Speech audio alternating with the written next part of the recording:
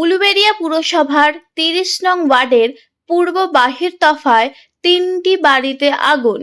আগুনে ভস্মীভূত বাড়ির সমস্ত আসবাবপত্র।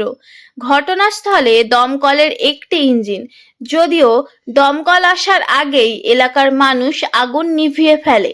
দমকলের প্রাথমিক অনুমান শর্ট সার্কিটের ফলে প্রথম একটি বাড়িতে আগুন লাগে।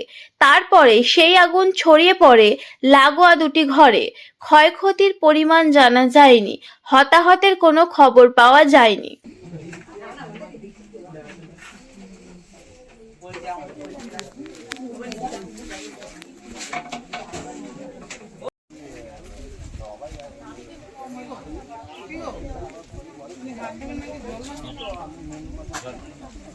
সামান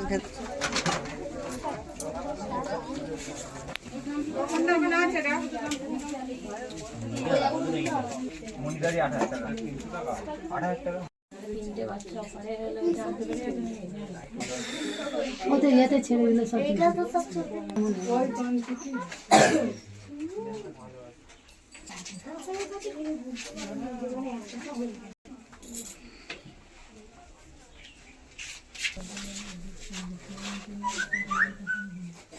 কীভাবে লেগেছে আমার বাড়িতে কেউ ছিলাম না। আর দ্বিতীয় কথা হচ্ছে আমরা সবাই কাজে বেরিয়ে যাই, ঠিক আছে, আর কেউ থাকে না। সকাল 8টার পর থেকে 8:30টার পর থেকে কেউ থাকে না।